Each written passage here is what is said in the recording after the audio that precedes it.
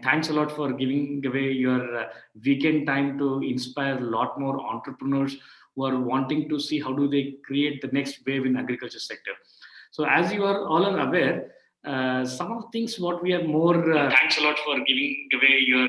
So the way how we are looking at it is this particular the COVID times what we are calling. I believe this is the best time for Bharat market, if I may say, wherein the rural economy and the urban economy has come down drastically in various ways due to the lockdown situation or whatever it is. I think this is a time where we need to see how can we reduce the gap between these two economies what we have. And one such particular thing where everybody is looking at it is most of them are believing that this is the next wave for agri solutions or entering for Bharat market. And who could be the better speakers than four of you here on my panel today?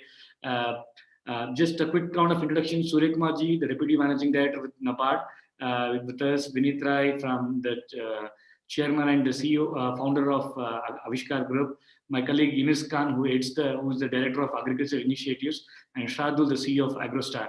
So without taking much time, so I would love to come to Vinit first to you because this sector is hot now. I think I'm sure the reason also is most of your funds, you have actually funded a company when they were making virtually zero revenue, or 85% of your first rounds of all the institutional rounds are for the first folks who have never met an investor in their life. So wanted to understand from you, what is that today's entrepreneurs are looking or investors look in them, if at all one has to set up the tone in this particular sector, what would be your guiding and how do you see this market going on? I think with that, I would first want you to share your thoughts. You're on mute, Vinit. Vinit, you have to unmute yourself. Yeah. Sorry. First, thank you for having us, giving us an opportunity to interact with a lot of people. I'm not sure if English is the best language, but anyways, given the challenges of a multilingual market, let me actually talk in English.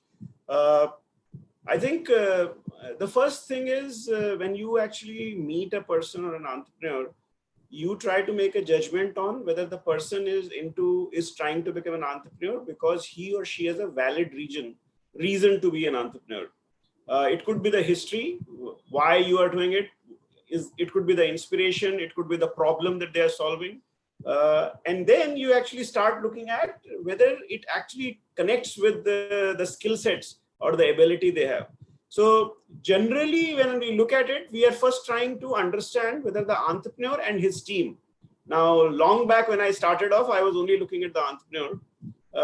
Now we actually look at the entrepreneur, his or her partner, other people around, also what is the family situation, can they actually deal with the challenges of entrepreneurship, the thought process, why they are trying to do it. So ultimately, you focus a lot on the individual, specifically when you are in an early stage. The second thing that we try to understand is this guy actually in this business because somebody has made them feel that they should be here, or do they have a vision? And vision is not really about making a big statement. Vision is about having the clarity of building something which is scalable. Now, venture capital is a very complex animal. We raise money from a lot of people, and then we have a fiduciary responsibility to actually give the money and collect and return the money back. Now, having done this 50, 70, 100 times over, we actually know why people fail, and we also know why people succeed. And what we try to do is see if the person with the vision and the idea that they have is willing to listen to a third-party opinion. So see, people are of all kinds. Some people think they already know the world.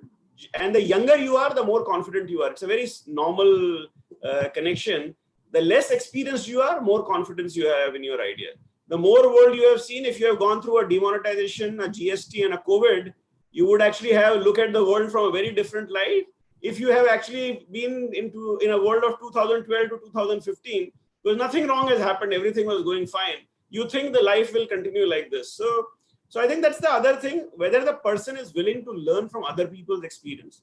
I think the third thing that we try to look at it is, are they looking at a business which is large enough? And agriculture, luckily, is a very large space. So whatever you do will become very large if you understand how to do it. So these are some very basic things. Why are you in this business? What kind of background? Do you have the stamina?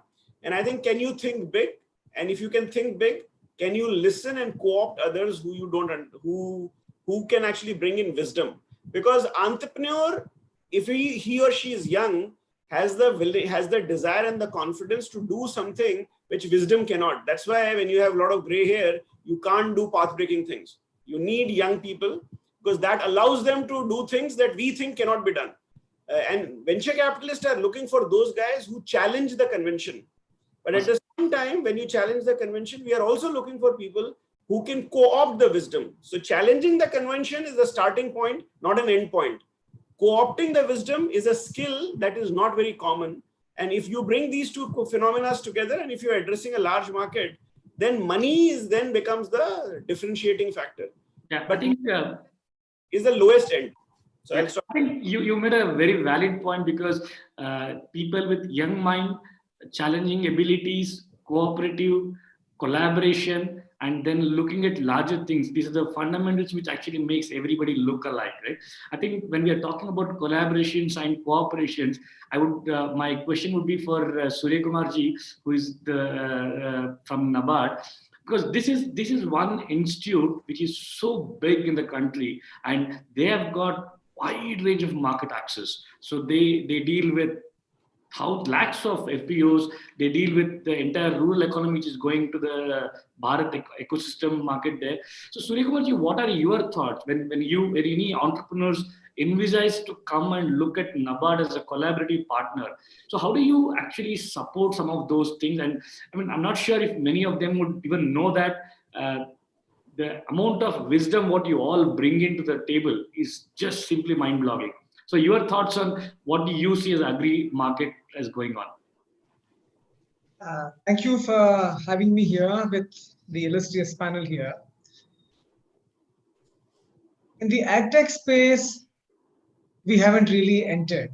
But then what we can offer is, we have got several development projects across the country.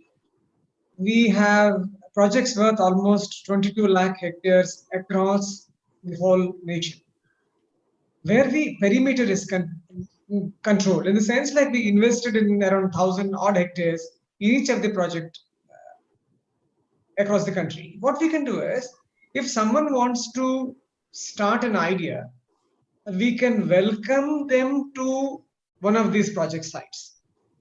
So where people know what is happening, where there is a first-class NGO working on the ground, where the people's capital, social capital, natural resource capital has already been invested. So this is one place where we would welcome people to come and work with us. Since I'm dealing with tech people, and we are not very tech savvy that way, in that sense, like I would like to act, NABARD would like to act as the GPS for you. Yeah. As you use a GPS to go to X place to Y place, we can definitely tell if something is happening in a particular project, how it can be done. So this hindsight and this expertise which we have developed over 40 years since we are formed, and we would be too happy to handhold people who have an idea. We can host them in our places, and we would like to work with them. No, I mean, absolutely, sir. This entire platform is so big, particularly the deep expertise what you have developed in this rural market is something commendable. So that brings me to my colleague Yunus, who is on the line, who is the director of Agriculture Initiative at Deshpande Foundation, who started as I'm pretty sure most of them would have already gone through his bio. He's a son of a farmer, came from a village, and virtually entire, if I may say, Foundation's Agriculture Connect. He was the person who dealt with some of these things, and today we have worked with more than 150,000 farmers. So, Yunus, if you can just throw a light on what made you believe that these ecosystems have to come together, and then, I mean, I said Kesa because without market access, literally entrepreneurs don't go further. So, but all of us only talk about technology. Can you give us an insight that what does farmer need today? Sure. So thank you, CMG. So first of all, like I would like to say, so as CM said, I'm son of farmer and village from Mewar. And being a farmer son, my father lost half of land because of the money tender. And whatever mostly issues we all organization entrepreneur trying to solve, we personally face in our family. And that made me to join this sector. I observe some gaps when we want to empower community. So I decided this is the best sector where I can contribute more, because I did not get that privilege to get quality education, so called. So that way I joined the sector. And since 2012 to I joined foundation, and we started working with 500 farmers, currently around 150,000 farmers, 20 plus farmer producer companies, and we have farm bond program. So what, it's like basically trust. We need to co-create solution with the farmer and continuously listening with the community farmer beneficiary. I think that make our interventions like very helpful, and we always think about how we can get more for farmers, either entrepreneur or technological interventions or either execution. If you always think about how farmer can get more because of our intervention, and that way you build trust, and your interventions always like leverage the opportunities. And currently, like, we'll talk more when second round came, but this made me, I think, to work with the farmer. Thanks a lot. I mean, that addresses large gap what we have. So Shradul, coming from a tech background, when you looked at this problem completely different side as an entrepreneur, what made you excited about this ecosystem, and how did you? I mean, today AgroStar is so big that virtually lot of agri inputs goes via platform. So how are farmers treating or respecting entrepreneurs like you? I mean, how do you see, where do you see still gaps are there, and your thoughts on genesis of AgroStar? That would be a good work from your end. Sure. So I think again, thank you for having me here, and I think there are a lot of entrepreneurs here. So hopefully our journey and story inspires them a little bit. See, I think for us, we've been entrepreneurs, and I remember when we went to Vineet, it was to raise the first round of capital.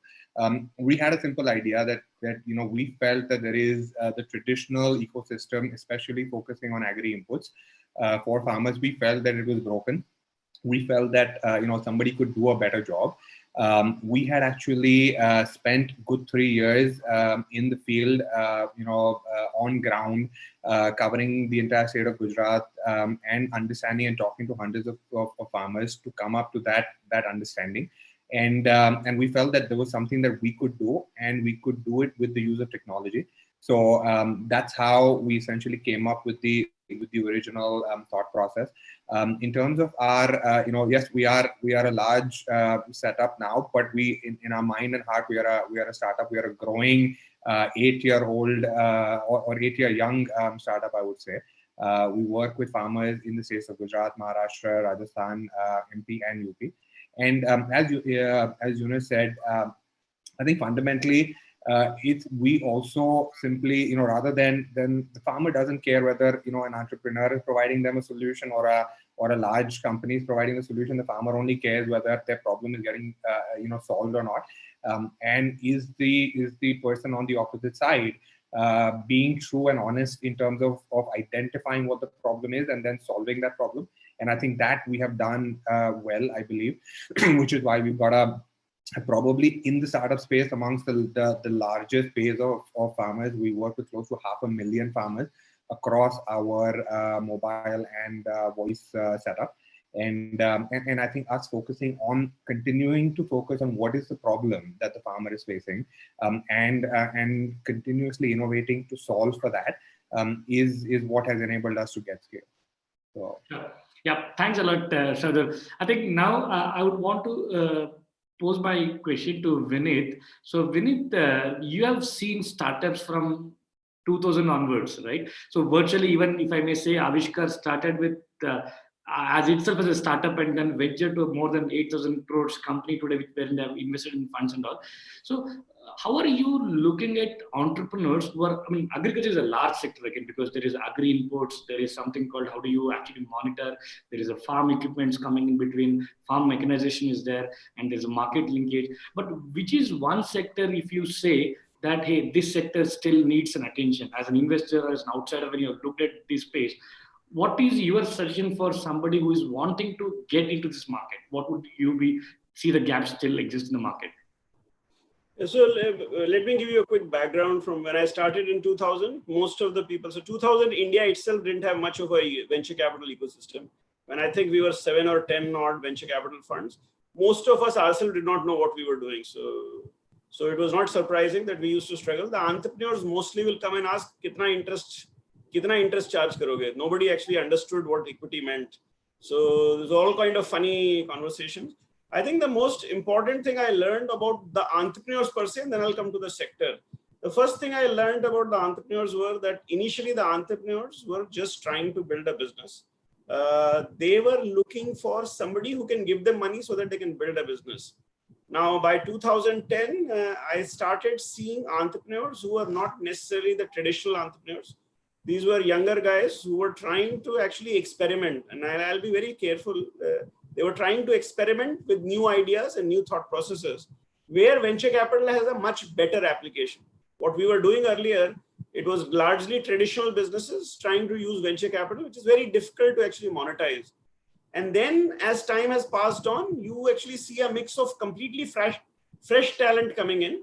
And then you have a mix of people who are coming from a middle-aged background, who have done 15 years of work. So they bring in very deep knowledge and insight.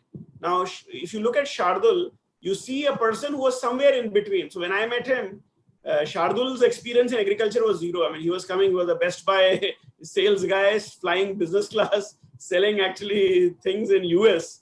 And his brother was actually a consultant, but both of them had a very clearly defined that they want to play a role because they had something that they got in legacy from their father. And they wanted to play a role in that. And they had a very well-defined point of view in terms of money. And that was in agriculture. Of course, what they were saying and what we do today is very different. Again, I will tell you, money, when we invest in people, we were investing in Shardul and Shitanshu, but there was nothing else to invest in. What they were saying, they were going to be 1 million views between us. Now, if you take that example and start looking at agriculture from multi-sectoral perspective, just to give you another example, there is a gentleman I met in 2009 called Pankaj Khandelwal. Pankaj is a IIT Kanpur computer science graduate, IIM Calcutta, McKinsey consultant, who wanted to become a farmer and wanted to elevate farmer. Now, how do you evaluate him? So there was no revenue, nothing to show. So I gave him 5 crores and only prayed to God that they have become India's largest supplier of pomegranate and second largest supplier of fruits. Will tell you that sometimes you have to take leap of faith based on individual. I look at the whole agriculture sector from our point of view on the input side. Within the input side, you have all kinds of inputs. So you can go into invest into seed, you can go into chemicals, micronutrients, fertilizers. We chose not to go into any of the verticals, but we chose a horizontal. So if you look at AgroStar, it is a horizontal that sells all the verticals. He's not producing anything, but he's trying to. And the focus was farmer. The focus was not actually productivity. The focus was what is it farmer is seeking. And we were drawing our experience from what Indians in the middle class were seeking. We wanted to buy something online that gets delivered to me. And so the realistic thinking is, can you create an Amazon for farmers? Whatever farmer wants, you deliver. So that's the input side. Now, again, there's a theory. You can divide input. You can look at the whole thing. Then comes the second part. Where comes the productivity side? Again, productivity have many ideas. India has small land holdings. Now, how do you convert small land holdings into highly productive farms is a question that is not easy to answer. Do you do it by mechanization? Mechanization, who buys? How much you buy? So then there are examples like EM3 and others who are trying to create an Uber of hiring for farmers. Mahindra Shubh Labh existed long back, did not do that well. So it's a challenging field. It's not an easy field to actually make money. But there is all other kinds of productivity mechanism. INI farms will fit into this space. Sure. How do you help a farmer actually do well? Then you move forward. The farmer walks into a new trap. The moment you are harvesting, where do you store? Now, Ergos, which is our company, where do you store and how do you make a small storage space, a small warehousing space in the village financially viable, value accretive, and how then finally comes in, even if you store, the farmer still needs money. How do you get the money to the farmer? So financing of the farmer. And if all this is done, value addition. Now, when you talk about value addition, all what I hear is about segregation, sorting, size, etc. That's too small and menial for farmer to have any real value to come. So the real challenge is, and that's where the soulful kind of innovations come in, where somebody is converting ragi into a food for the richest in India.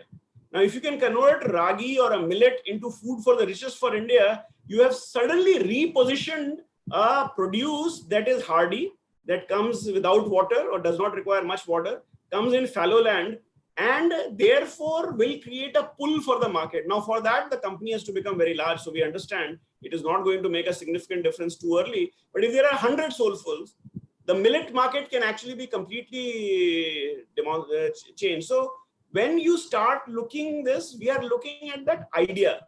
Shardul and Shitanshu had an idea that was not about, I will make a better seat. I will not make a better car. That's not the idea. The idea is, can I disrupt the whole space by a significant margin?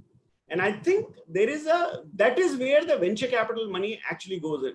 What we see is around every 1,000 business plans in agriculture, I see 990 are, I have seen somebody else do this and I will do this, which is not a bad thing. It just is unfortunately not an investable opportunity. The 10 opportunities that come are the kinds that I mentioned to, and there are many more. There are lots of other people who have also invested. So there are very good ideas. I just mentioned about where I have made investments. I think that was very insightful, Vinit, because that makes people understand how actually one has to look at this sector and not just look at horizontally or vertically, just see where do you set the vision to the next level. And that's the good takeaway for at least for most of the entrepreneurs, I would say. Ines, I'll come to you. So Ines, मेरा question है आपको, see, हम लोग जब शुरुआत किया, when we started to work with farmers, particularly in our region where rain is, it's drought region basically. So the farm pond idea which we came, well, it was not a new or innovative idea, if I may say so. But why is that, or what were your intervention which made this so successful? And today you can also talk on the numbers what we have done, so that we will all understand how much of farmers' life you touch physically. Sure. So thanks, Patilji, for bringing like one of my favorite program topic. So if this farm pond idea, the unique things, this idea comes from the community farmer. Like in 2013, we were like just solving the problem or delivering lecture on the how to use efficient water. So then farmer asked, like, we do not have water because it's a rain-fed area. How we can use efficient water? Then we validate this, because listening customer, co-creating solution is one of the like key skill for entrepreneurs. And then we came to know that farmers said, like, can you do farm pond or help us to harvest rainwater? So we asked them, let's come together, because it's a big challenge. One organization alone cannot solve. So in 2013-14, so we started like phase 1 around, we done 150 ponds. So we learned. So it's free for farmers. It's around 3.5 crore rupees. And then we found that like it's immediately like season increased 2x income for farmers. And then next phase, we last March we completed. We constructed 5,000 pond, and it's so around like 55, like one farm pond cost is 80,000. So 55,000 upfront farmer put, and 25,000 either we raised from CSR or put from foundation side.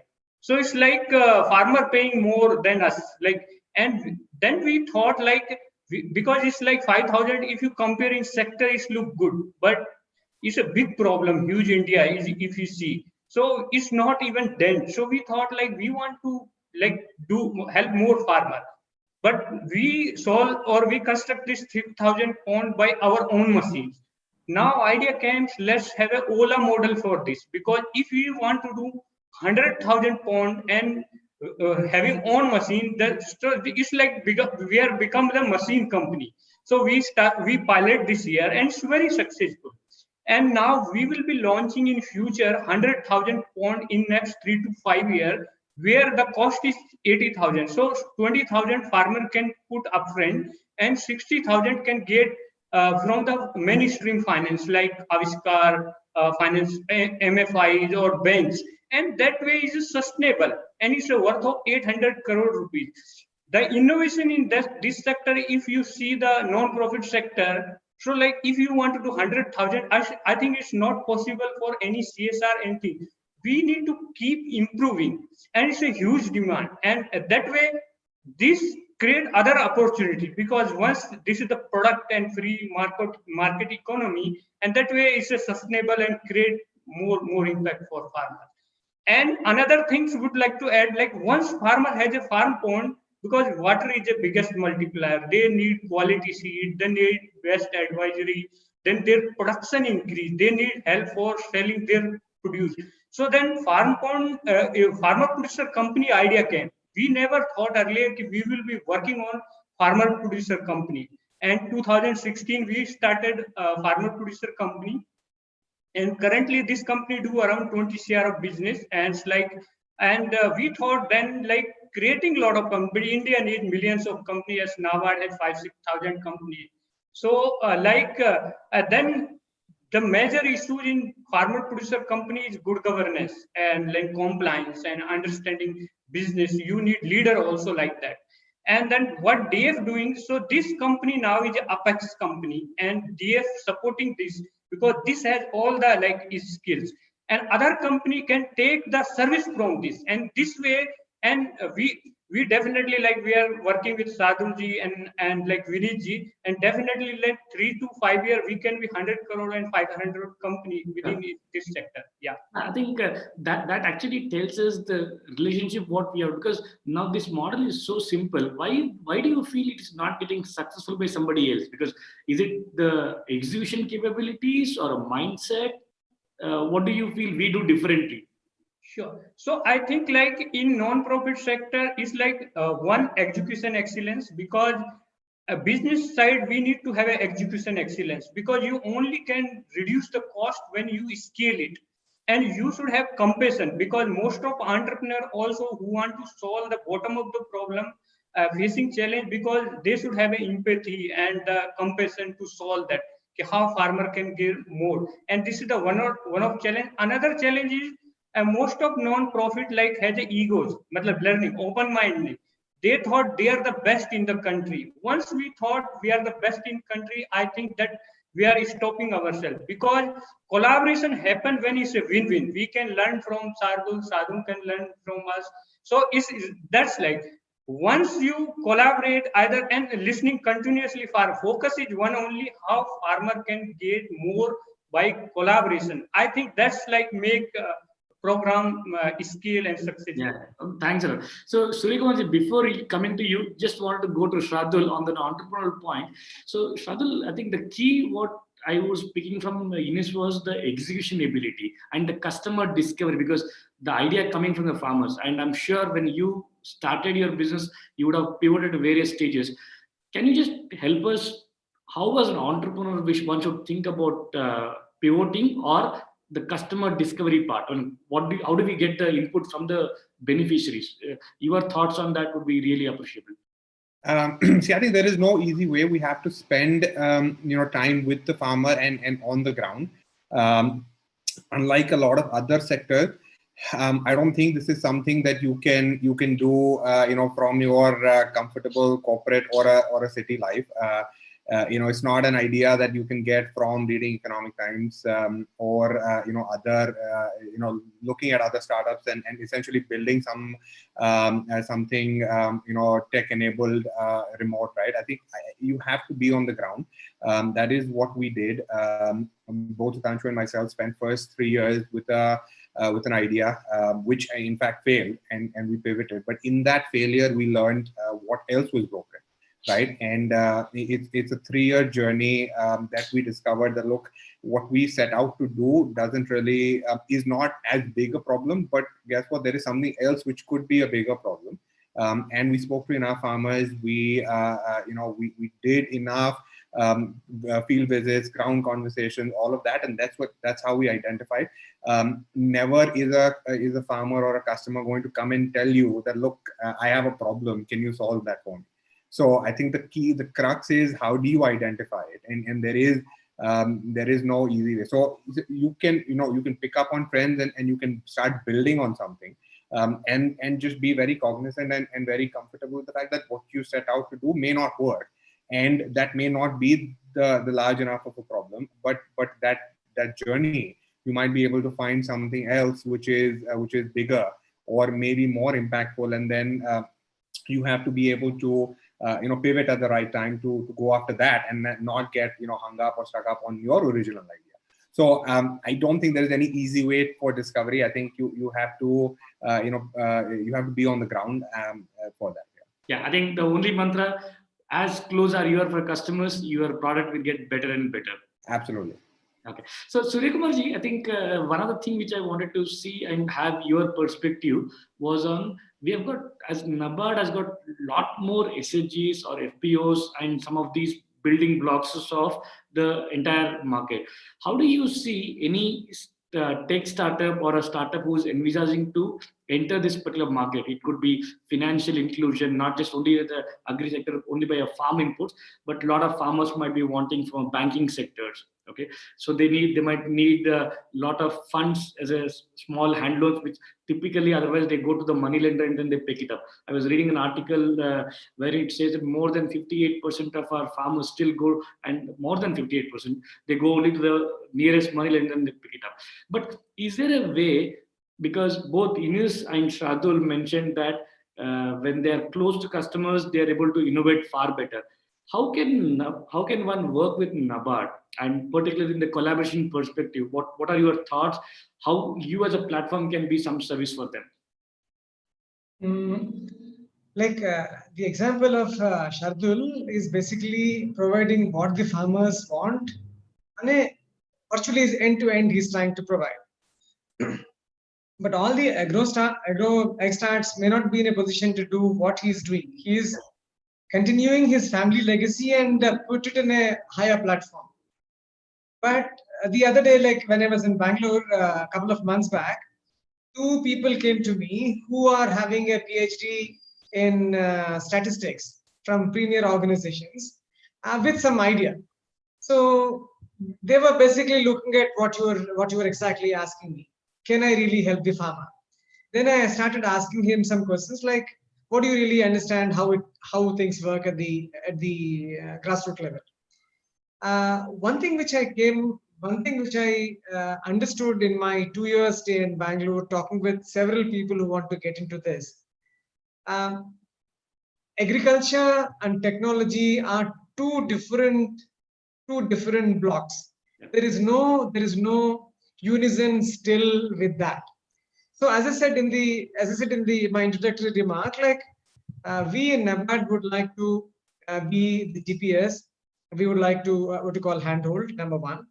Number two, whatever, like we are willing to hear whatever small extra want to do. If they tell us, I think emails are there. We would like to listen. We would like to hear what they want. I'm really looking at people who are just going to start, who don't have a family legacy. So we would like to build on that. This is a commitment I'm making to whosoever is saying. Then third point, many people think, like we are working with the Government of India, SFAC, NCDC to create 10,000 FPOs across the country. We recently had a wonderful discussion with all the partners just last 2 days back. So we are fully on it. But at the same time, let's say when we're looking at a FPO which is going to be specialized in a product, someone should be willing to go on the ground and understand what exactly is it. There are a million opportunities if they really want to go and look at it. Say, for example, many people think FPOs are their man Fridays to do so many things. And many people also think aggregation is the only route to beat the market. I think in addition to that, there are so many other things. The only thing is, do you have the ear to the ground? In case you have the ear to the ground, there's a famous, what you call South Korean story, where the emperor asked his son to go to the forest again and again and again till he hears the grass grow. This particular story has been converted by the Harvard Business School into a case study. They did. That is the reason I was telling. So, can you go and hear what is happening on the ground? If you can do that, there is a huge amount of opportunity. Having said that, we should also understand the general psyche of the people in India. I'm not, when I say this example, we are not really finding any, I'm not putting any value judgment. A farmer chooses to buy a particular pesticide or a fertilizer not based on an advice given by a university or something else. It is by what the Adathiya sells him and whether he sells it and what rate of interest is giving, whether it's giving on credit. So when you take one step little, when you push this argument a little further, people can go and buy any drug on the sales counter. It's not OT, it's not over the counter, what we call medicine. So we have this psyche of getting things, buying things the way we want. So only when someone goes and hears so many opportunities are there, hears putting the ear on the ground, then so many things are possible. And as I said, like so many of our projects where we have the outer perimeter control, we are willing to work with them. I'm willing personally to hear what could be those ideas. As I said, we still didn't get into this sector. We are eager to be into the sector. I think in the development part, and not to make money at this point in time. We are very, very clear. We want to develop. So we are willing to walk the extra mile to hear them and help them, provided they hear the grass growing on the ground. Perfect, sir. I think you made a right comment by saying that, because being agency like NABARD coming and stating that they're open for new ideas to come and use them to open it up. So Shradul, just before I go to somebody else, I wanted to you, now that you know the NABARD's reach and stuffs like that in the entire country, okay, so have you, when their DDMs work in every district, or the district development manager is what they term it as.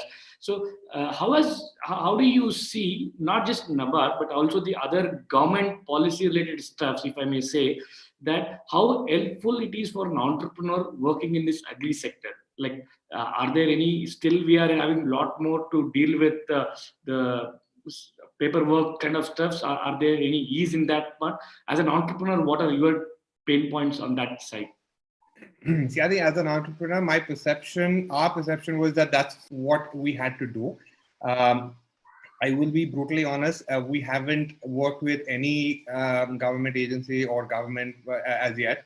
And we've honestly not felt the need to. We felt, we saw that, look, we could reach the farmer ourselves. We didn't want to depend on anybody else to give us that access to farm data or crops or customer data, none of that, right? We just kept it very grounded and very direct to the customer, and because we were able to deliver a solution and farmers appreciate and what we were providing them, we had a good, very strong word of mouth. And because of which we were able to get, a good base of customers built up very early. So I think now that we are large enough and in terms of scale, that we can and should now partner because now we have a lot to offer as well. I think my suggestion would be for an early entrepreneur not to go pillar to post figuring out how can they leverage on somebody else's efforts and work. I think, that's... they have to be able to figure out something on their own, make it to some size and scale, and then organization will be more willing to partner. We are going to now partner with the Maharashtra government. We have a very large database of farmers. We have the ability to disseminate government related information through our platform. So I mean the government is as interested now to partner with us as what we were with them. 6 years back, if we had gone to them, I don't think we would have had anything to add value to, and I don't think they would have given us any time. So. Yeah, I think what I can pick it up is hit the target when it is near, when you can actually hit it. At that point, you make a jump. Otherwise, just hang on to your customers and they will give you a feedback. Absolutely. Sure. So with it, I think I'll come to you with this question, because you not only see one single entrepreneur, you see gamut of those folks, and then ecosystems matters a lot for a lot of investors, not just for Avishkar. I'm talking about general venture capitalist firms or investors firms. Basically, how do you see what are the gaps in the ecosystem today which are still finding it difficult to find an intersection? So your thoughts on that would actually open up a lot, Vinith. Vinith, you're on mute. Vinith, sorry, you're on mute. See, there is always lots of gaps, but I think one thing that probably a lot of entrepreneurs and a lot of people who invest in these entrepreneurs don't understand is, including people like us, that the entrepreneur can come up with a solution and can do a business activity. Now, farmers are actually each an individual. They are very widespread, spread out. They have different crops, different work ethics, different ways of operating, different geographies have different crops.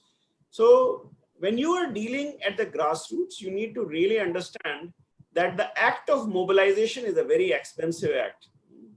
The farmer needs to be mobilized. You need to bring in an intrinsic trust. Now, the farmer has been taken for the ride so many times over that every new entrepreneur is a nuisance for them. They actually see you as, I mean, what is it? Every day somebody comes and sells us something. And large amount of that selling is taking something away from the farmer. You are either taking his money or you are taking away his goods, and he or she is always feeling that you are taking him or her for a ride, because this is what has happened.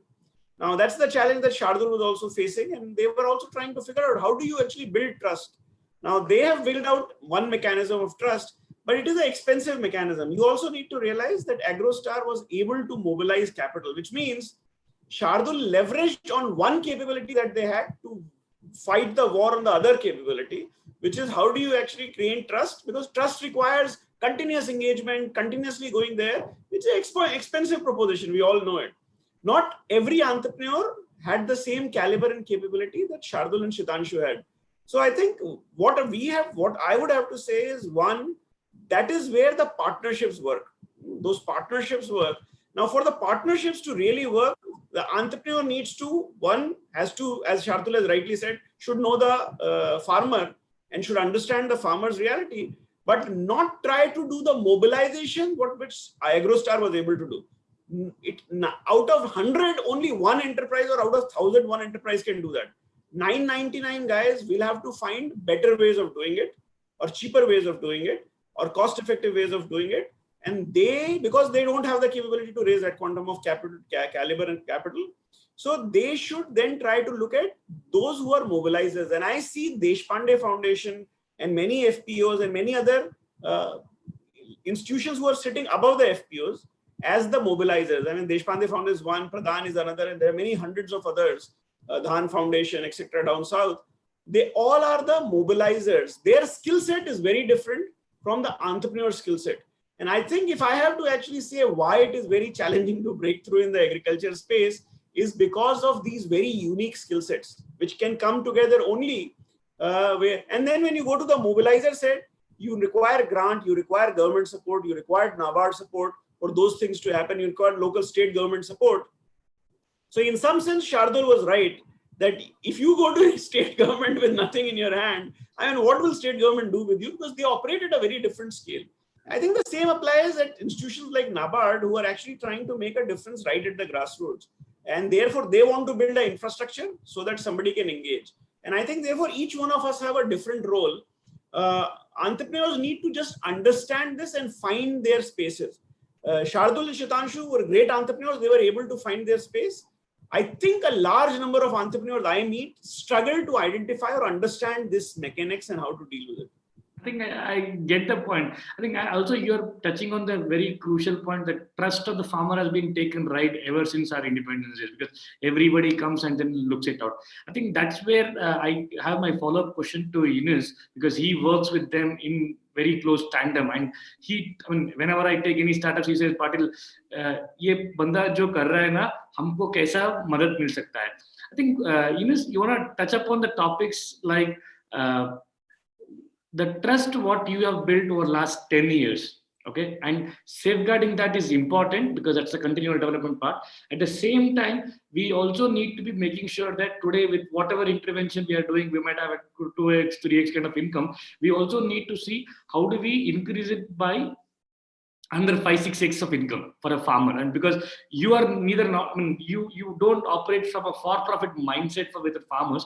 So what are your suggestions for entrepreneurs that they should keep in their mind when they come for a customer discovery or enhancing the farmer's ability? What are your tips for entrepreneurs? What should they keep in mind? Sure. So I will give you example, Patilji, so it's easy to go. So if you say we have 5,000 farmer, one manager, and then under we have 10 field facilitator. Each take care 450 to 500 farmer, and they have each week meeting or 15-day meeting. So you continuously interact with the farmers, the trust build up. But what happened in this system, like if farmer asks 10 questions to field facilitator or manager, so these all together can only answer 5-6. And then what you do? And if you try, you don't know, and you try to then give answer and you don't know, then trust break. So what then foundation, 2 years back, I had an opportunity to go Israel and even China, see how we can solve this problem. Then we set up the research impact lab within the foundation. So having research team, scientists, so they continuously build their capability so they can also answer another 4. And then you always try. So all together we able to solve or add 40% extra income. So then this delta easily farmer can see and you build the trust. But what happened, you cannot enjoy this moment because this is a huge gap. So what we have done now, we are doing demonstrations. So how we can, even though it's tough, 99 people say out of 100, you cannot double the cotton yield in India's country. But according to science, India is the best country to produce cotton best. But because of the mindset, so we are doing that trial. Once that trial is successful and bringing a lot of farmer, and then easily you can scale. So entrepreneur also can go same way as Shadurji and Vinitji already touch on that point. We need to put our hand in soil and continuously listen the customer and prove it, because farmer is an entrepreneur, and sometimes we say farmer not listening. Actually, he make decision within day or two.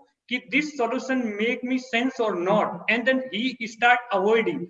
So if we can message this solution particularly help them, definitely they will listen and trust build up, and we can scale. That's our experience in the last 12 plus years. I think you made a fabulous point saying that farmers are entrepreneurs. They know what they want and they make decisions much faster than even the contemporary ways to look at it. So Shradul, just want to touch on you with that point.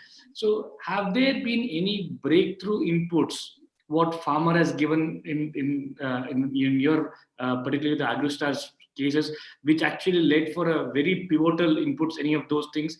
Or if you want to just touch upon that part, if you have any experiences.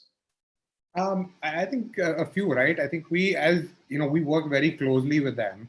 A lot of our breakthroughs have happened by listening to the farmer. I'll probably talk about the first one, right? Where the whole, which is now almost 7 years old, but the whole our thought process on how should we reach the farmer came not from us, but when we realized and when we spoke to farmers, they said we realized that none of them have a at that point an internet connection or a desktop or a laptop. What is the best way then to connect with them? And what we saw was they all had a feature phone, right? And in a conversation, we said, we figured that, look, a missed call, which is our ability to just simply, or their ability to reach out to us without paying for anything, was the best way for us to reach that. So our genesis of AgroStar started with a missed call, which was an idea that essentially came from the farmer. We were at one point, only doing field crops. We were doing some crop protection products. The insights that, look, I need something to improve my yield, not only help me solve for pest and disease issues. So the need to have good quality crop nutrition products. That insight came from farmers. Farmers were getting very poor quality agri implements.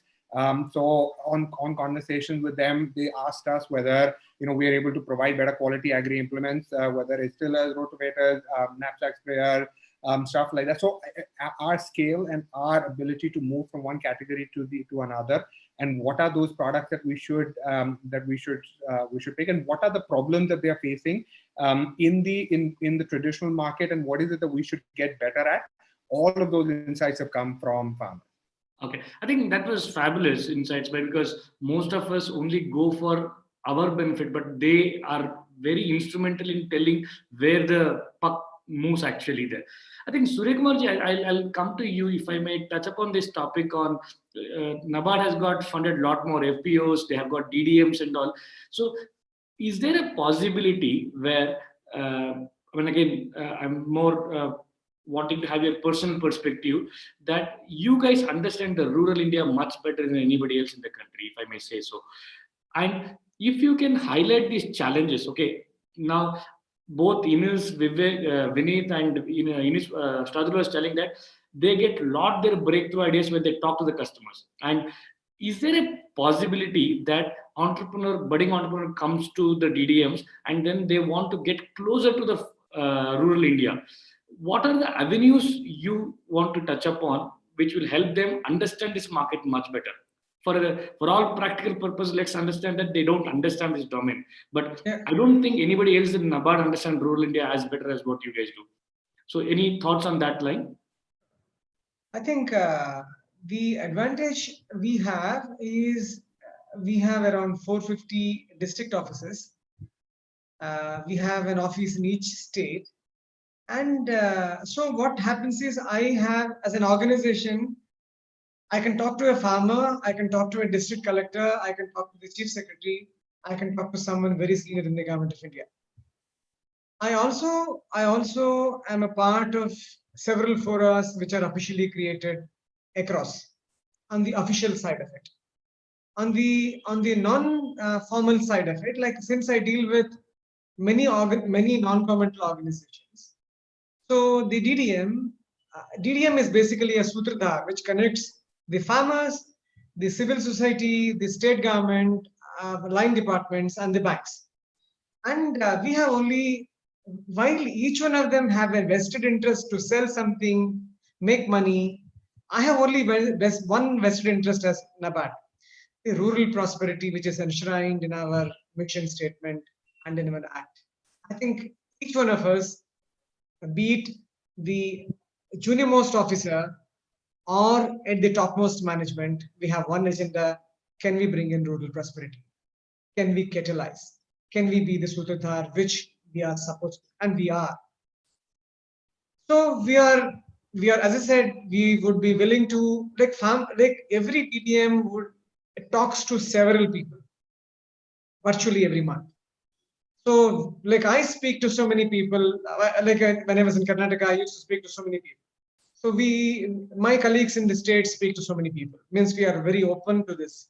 As I said, we want to get into this. We're willing to learn, and we're willing to work with you. But one thing which Vineet was talking about, mobilizing farmers is not easy. Winning trust of farmers is not easy because of several reasons. Anyone who wants to get into the sector should understand the whole ecosystem. So if you really look at the whole ecosystem, there are farmers, there are agricultural universities, there are agriculture line departments, then there is an ICR system, then there are agri input companies, then the new created idea of farm producer organization and the most newest item of the ag tech companies. So if you really look at each one of them have their own interest. So the ecosystem need to be developed. I think Carl Sagan once said, if you want to, you need to create the ecosystem well. That's what, there's a famous quote of Carl Sagan. He says, you need to create the ecosystem. The person who wants to do need to create the ecosystem. And how do we buy in someone? Say, for example, many ICR systems, many universities have some patented technologies, which the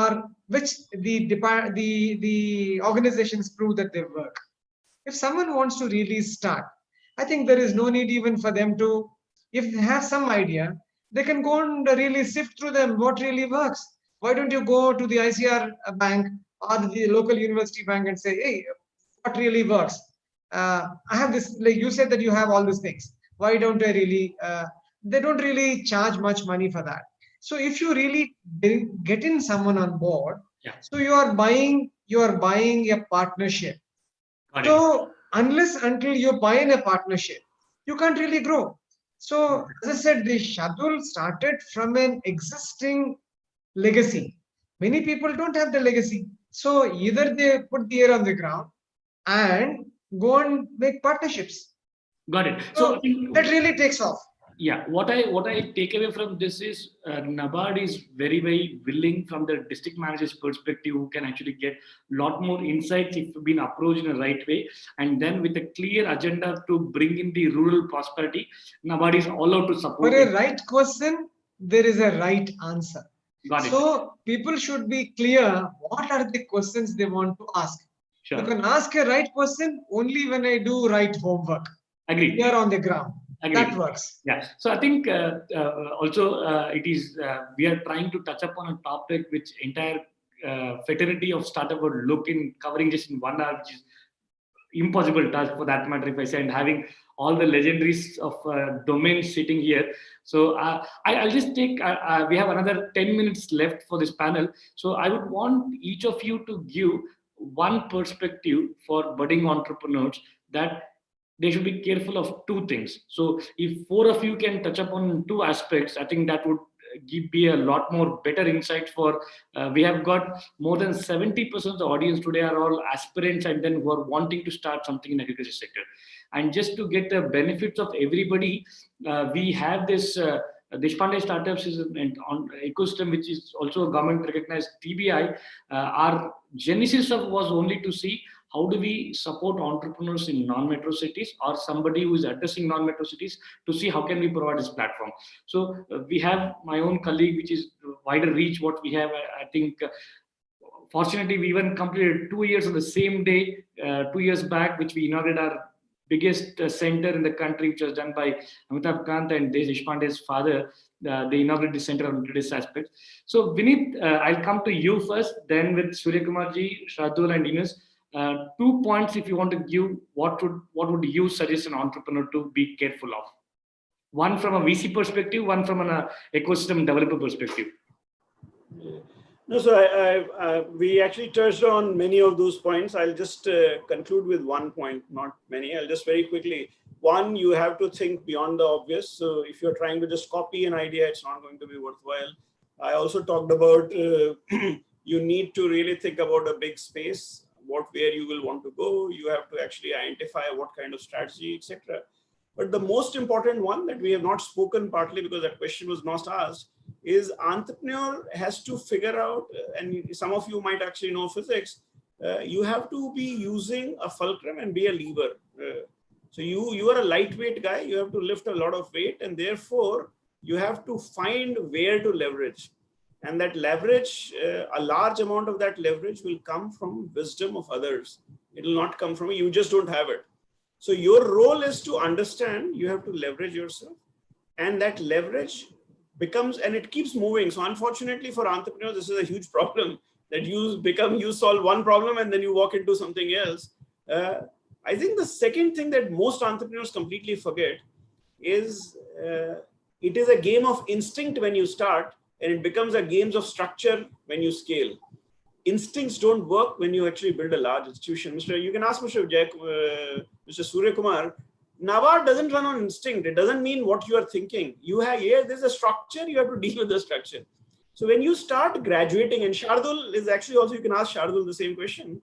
When you start graduating to scale, structures start playing a very important role, and entrepreneurs need to know, especially those who want to succeed in life, when do you move from instinct to structure, and you have to balance that transition. So these are two big things. One, those who are aspiring entrepreneurs, they need to focus on the basics, but they need to, at their back of mind, realize that there will be a time where all what they stand for may not actually make the institution move forward.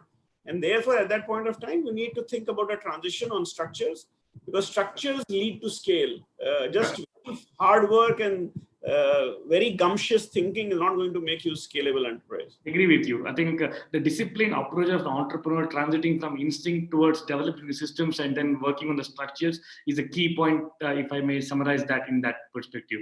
So Shardul, Surya Kumarji, you want to throw a same light on that point? As I said, I'm always, I never forget this South Korean emperor story, Ear on the Ground. You should hear the grass growing.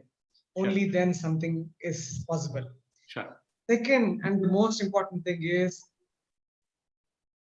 you make money only when the farmers make money. If the farmers don't make money, you may have the best of the technology. You may say, I have a technology which goes into the Mars mission. It doesn't work. Maybe you make that Mars mission technology work for the farmers. Let farmers make money. You make money. So the third, as I'm repeating what Vineet has said, unless until we have someone's wisdom, you learn from someone's wisdom, you can't go anywhere. You could be the best technologist, but this agriculture is complicated. And last, I would say, anyone getting into this, I would say I bow down and say namaste to all of you. Welcome here. We really require so many people who can think laterally. Yep. Welcome. Thanks a lot, sir. I think those were really good insightful, because the moment when they start thinking of collaborative approach, and then as even Vinit was mentioning, they become the fulcrum point of it, and they take everybody to the confidence. A good point. So Shardul, your final advice for somebody who's wanting to venture into this sector? Yeah, I think a few things. One, first and foremost, I would say is, don't do it alone. Find a co-founder. Find a good, another entrepreneur who shares your value system. It's a long journey. It's hard. Nobody else will understand the pain that you will go through, and other than your co-founder, because he is hand in glove with you. So I think that's a absolute requirement. We wouldn't have been able to get here, either one of us, even if you ask my brother, we wouldn't have been able to build what we have on our own. So I think that's the number one part. The second one is, I don't think entrepreneurs should have a true agri-entrepreneur should have a timeline. So मैं 1 साल में ये करूँगा, 2 साल में इतना हो जाएगा, नहीं हुआ तो I will go back. It won't happen. There is, I think, if you have the clock ticking, if you have the pressure of the clock ticking, you will just buckle under that pressure. So I think that you'll have to go in saying that, look, there is no going out. Then something will happen. I think that's the second. And the third is that we've learned the hard way. And there is, once you get in, you get distracted. There are various ways in which you can get distracted. So how do you remain focused? And again, what is your anchor, the customer? What is the one problem that you're trying to solve? And that get fully engrossed in that problem before, and then get convinced that, look, this doesn't work, or it works, and then move on. But so remain focused, with your customer, and don't get distracted. Those will be the three big ones. Yeah, thanks a lot. I think that talks a lot about it. Why? Because the bigger the market, the deeper one has to go, and it's a bamboo tree. It takes years to grow up, but it takes a lot more stuff to go inside. I think that applies very well for agriculture sector, if I may say from your point. So Ines, since two of your advisors for entrepreneurs, because you very carefully look at the segment that win for a farmer is must if at all you have to win. As Surya Kumarji also mentioned echoed the same thing. What are your advices for entrepreneurs? What would you want to have a parting comments? Sure. So based on my experience, so I would like to share two things where I actually see the challenge. So because most of covered, so I will add new one. So one is second line leadership. Like I see, like you have a small entrepreneur, just idea, and he is very passionate and sitting in Bangalore, want to solve problem of the Hubli farmer. But I find when he and she send his team, they are not passionate about that, and that way you face it. So building team, second line leadership, I think very important key enabler for a small entrepreneur. Second things, always thinks about how farmer can get more, and that way you need collaboration, co-founders. I think these two things based on experience is not advice. I think that Yeah. will. I think that was very insightful, Ines. Why? Because people do think of it as their second line goes to the farmers. They should equally go with the same founders' ethos in mind, and only then they will be able to reap the benefit out of it. I think it was wonderful having all of you panel members here. I have got series of questions which I'm not able to look at it. What I will do for the benefit of audience would be I will pick up specific questions and throw it to all the panel members, and rest assured we are going to come back on the comment section and then answer those particular points. So this will be my promise on behalf of since I'm not able to do a justice for your questions, I'm putting it up this. So thanks a lot, Surya Kumarji, Ines, Radul, and Vinit Rai for sparing your time and helping us out. So I think my colleague now would take up a couple of minutes to just give the ecosystem view. With that, we will conclude this particular panel discussion. Thanks a lot once again. I really value all of you, and your insights, your inputs were truly amazing for all the entrepreneurs. Thank you. Thank you. Yep.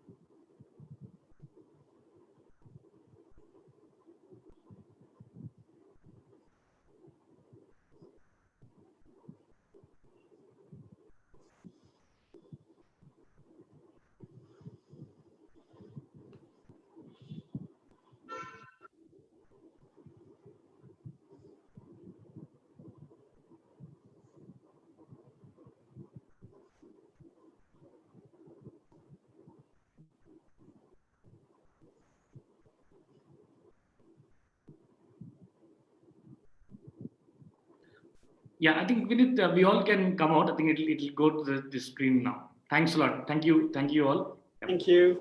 Yep. Thank you.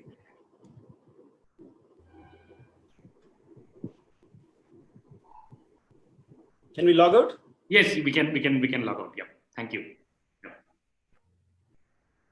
Yeah, I think Thank you. we all can come out. I think We can log out, right? Yes. Thanks a lot. Thank you all. Thank you. Thank you.